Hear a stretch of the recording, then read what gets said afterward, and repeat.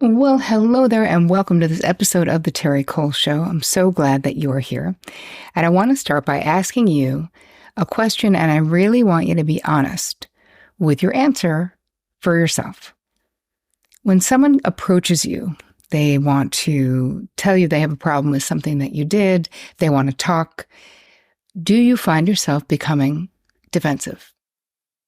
Do you want to defend why you did the thing you did? Do you want to build a case for the way that you did it? If you're nodding your head, first of all, this video is for you. Secondly, you are so not alone. It is so human to want to defend what we've done, but it's also super damaging to our relationships. So in this video, I'm going to be walking you through a bunch of symptoms so you can recognize if you are being very defensive.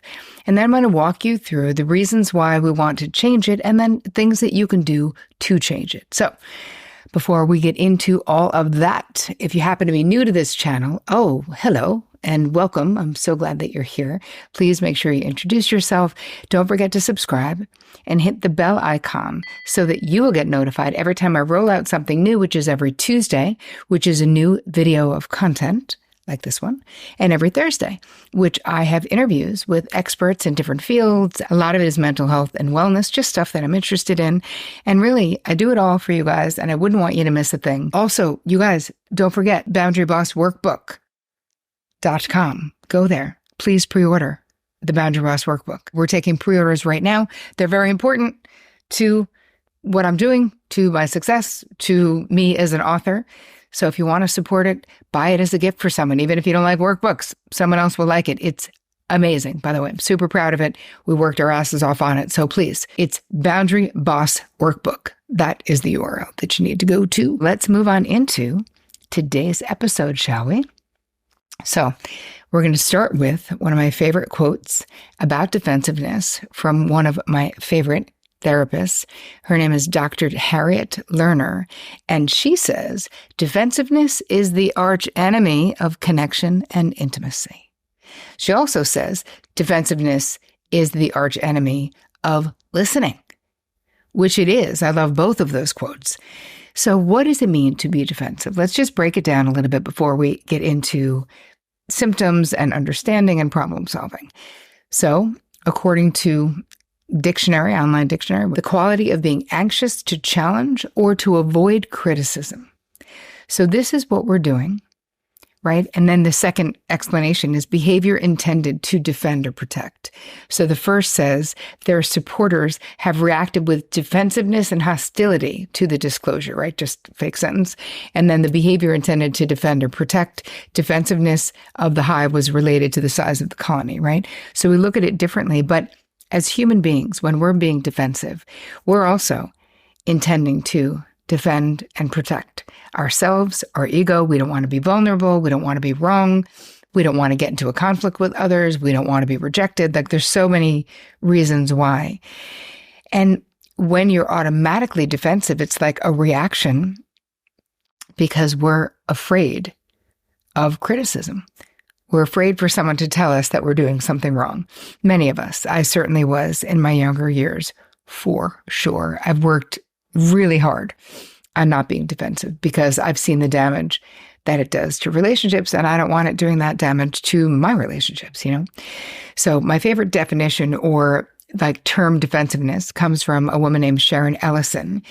She says, to be defensive is to react with a war mentality to a non-war issue. So I'm going to say that again. To be defensive is to react with a war mentality to a non-war issue.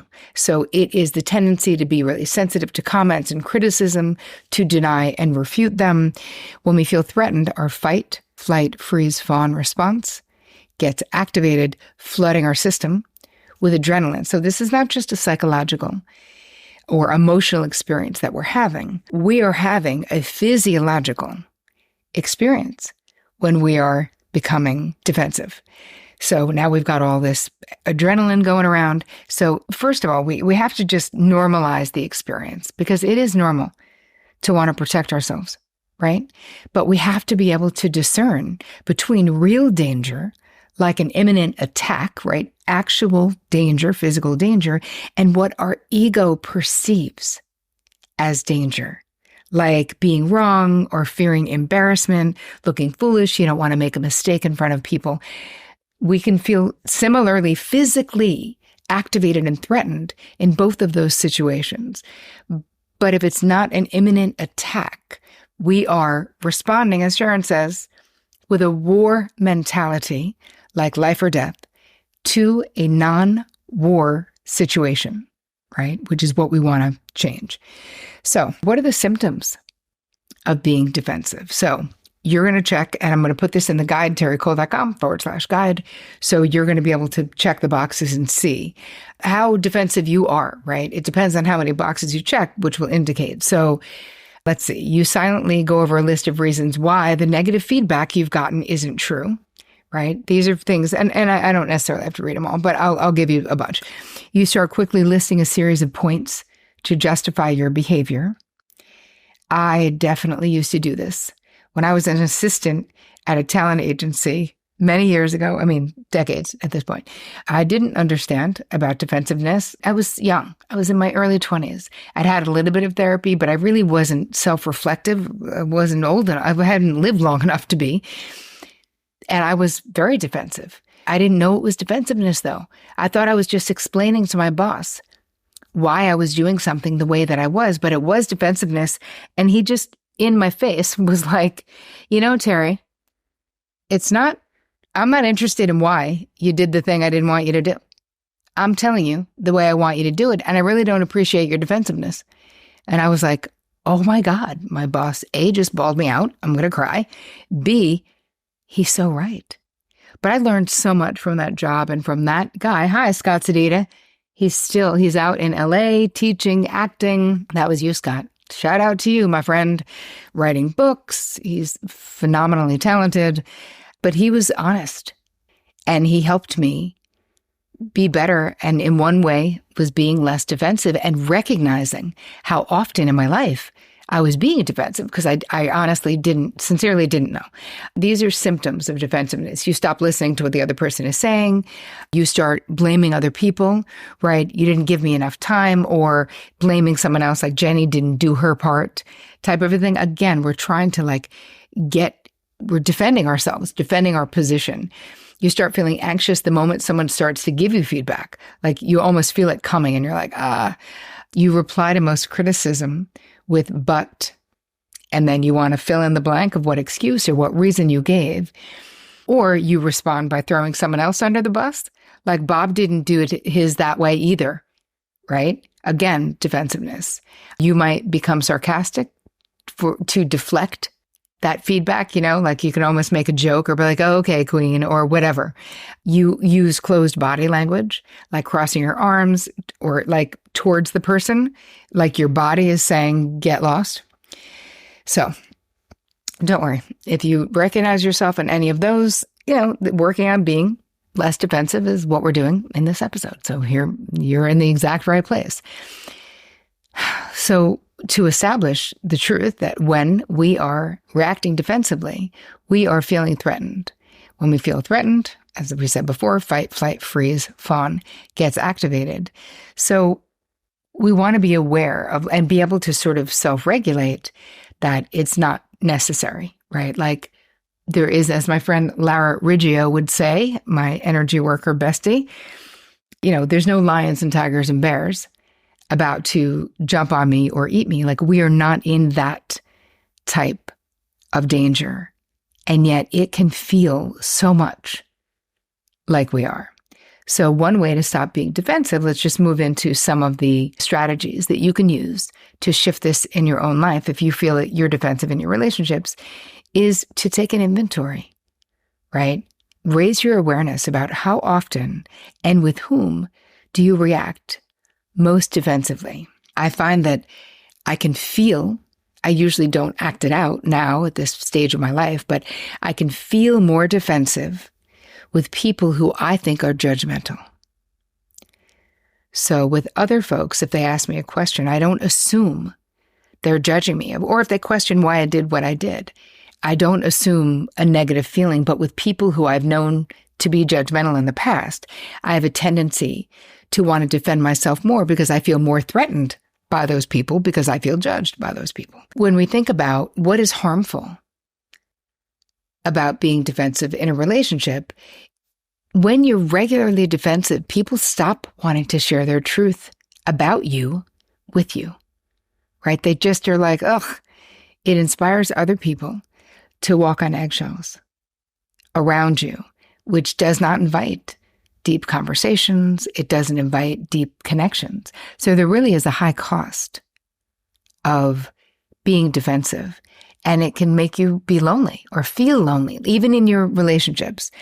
So how do we stop? Like, what is it that we do? Well, you got to want to stop.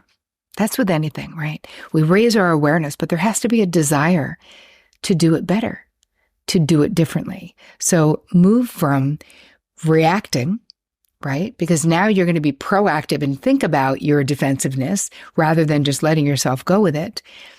And we're going to move from reacting to being consciously curious, like asking questions. And you can ask questions of the other person, right? Okay, so tell me how that happened, or what made you feel that way, or what did I say that, inspired that reaction from you? And then you can respond. But it's like you don't have to immediately shut down or go into fight or flight. And if you do that, you can't have conversations. We have to be proactive enough with thinking about curbing these defensive reactions so that when they're in the moment, you can stay calm and be willing to really listen to what the other person has to say. I mean, I've gone from in my 20s being defensive and called out by my boss and embarrassed to being someone who I love honest feedback. I trust that if you guys are giving me feedback about something, you're not doing it to be mean. We have such a beautiful community that I trust. If you're telling me something's bothering you, I see it coming from a loving place. And listen, obviously there's trolls on the internet. That doesn't mean every single person, but mostly I'm happy to get the feedback, especially if it has to do with courses or anything. I always give an anonymous survey at the end of my courses because I know that people like me a lot. When the surveys were not anonymous, people were really reticent to give any critical feedback, which is what I need to make the courses better, right? So once we made it anonymous, then people felt safe that I wouldn't know who they were. I wouldn't take it personally. I don't take it personally, but it personally inspires me and makes me feel so grateful when people take the time to give me their feedback. And I know it's easier for people not to, right? So part of it is really switching your own frame, pivoting towards seeing feedback from people you respect. I'm not talking about everyone on the internet. I mean, from people you care about, like being someone that people can talk to, that people can say, I'd really prefer you not do X, Y, and Z, because this is what improves your relationships with others and with yourself, right? You need to understand why you are the way you are before you can change it, right? We have to get that. You have to want to change. You need to seek to understand, like, why is there a defensiveness? And all of us have a defensiveness blueprint, especially if you're pretty defensive, right? By looking at the way the adults in your life acted, reacted, responded. Were they defensive? Were they hypercritical of you? Were you really punished if you made mistakes, or were you shamed regularly, right? You might naturally feel self-protective and become defensive when someone expresses anger, frustration, or disappointment with you if you had a childhood where those were your experiences. So maybe some of those experiences need your attention. Maybe you should journal about them, but you have to remember now is not then. So we don't want to be projecting these unresolved or these activated childhood injuries onto the people in our life because they're not them. So I'll give you a couple of questions in the guide, terricole.com/guide, so that you can get a little handle on your blueprint from childhood. And what are some other things that you can do? You got to raise your self-esteem, right? The more secure you feel in yourself, the less defensive you are, because the less afraid you are to make mistakes. Like the more you accomplish, the more solid you feel in yourself. And boundaries have everything to do with that. Having boundaries in your life, and also not letting people you don't care about, whose opinion you don't value, give you critical feedback. Like, who the hell asked you? That is really important, because I think it's way easier to take critical feedback from people whose opinion you respect, someone that you care about, someone who you believe truly cares about you. It makes it so much easier to hear it because it's from a loving source. You also have to understand your triggers, right? If you find yourself being defensive with someone in particular, you might be having a transference to that person, right? Reacting in the current situation fueled by unresolved feelings, like I was just talking about from the past situation, but a situation that is similar. Someone might remind you of your critical or punitive father. And so you might be more reactive and more defensive with them. So this is where you can use the 3 cues for clarity, which I will include in the guide, which is asking yourself, who does this person remind me of? Where have I felt like this before? And how or why am I interacting? The behavioral dynamic, how is that familiar to me? And I think that you will really get some clarity around that. Another thing you can do is practice mindfulness. Do a daily meditation, 10 minutes in the morning or 10 minutes in the afternoon. Let them do guided meditations. Go to Insight Timer. I have like 45 tracks on there. It's free. Right? I mean, or you can pay like $70 for the year. It's amazing. So good. But do that, because what does mindfulness do for us? What does meditation do? It creates space between the thought and the action. And so much of the time, that's all we need is like a 2-second break where we're like, oh, okay, so I don't have to be defensive. Maybe I could listen with this person. Maybe I could listen. So the last thing I want to say about this is we want to reframe this, right? Negative feedback or critical feedback from someone. The reason I love it is that it's a growth opportunity, and I will take that anywhere I can get it. So if the person is not personally attacking you, right? And we have to be discerning about who's doing what and why, then I really want you to try to reframe it as a growth opportunity, because it really is what it is. All right, I said that was it, but one more thing. Listen to learn, right? We want to listen with an open mind to the people whose opinions we value. So again, that is a big caveat, but it's important, because I don't let every person in my life give me their critical feedback. If I'm not seeking input from you, if you say I have something to tell you and it's someone I have zero respect for, I'm not necessarily open to hearing that. Not because I'm defensive, because I'm discerning. Because if I don't respect you, I don't care what you think, you know?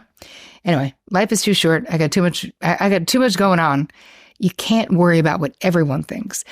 But for the people whose opinion you do respect, or the people who love you and you trust how they feel about you, really try to listen with the intent of learning when they're telling you, when they're giving you critical feedback.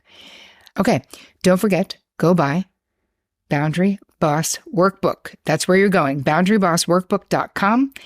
Please support this. I am still a new author, people. We need to show Barnes & Noble and all the places that you guys care about boundaries, that you care about my work, that it's something that's helping you. And the way to do that is to go buy a bunch of gifts for people for Christmas and have them all be the Boundary Boss Workbook, please. But the URL again is Boundary Boss Workbook. You can buy it anywhere fine books are sold. You can pre-order it. And then you go to boundarybossworkbook.com and get all the bonuses and all the other things that we have planned. Very exciting. All right, you guys, I hope that this episode of the Terri Cole Show added value to your life, maybe gave you an aha moment. I hope that it lessened your suffering. I hope that it increased your joy. And I hope you have the most amazing week. And as always, take care of you. You guys know I read all your stuff. I respond to almost everyone in the comments. That's other people watch Netflix. I just hang out with you guys all day. And I love to highlight your questions and your comments because you're all so smart.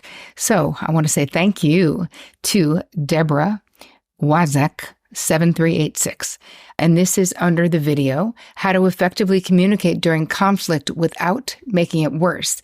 And Deborah says, thank you for the strategies. I've been struggling with boundaries and all that comes with it. This video has been an eye-opener to my life. Your strategies and the way you explain things are invaluable. I have your book and watch your videos daily. It has helped transform my life.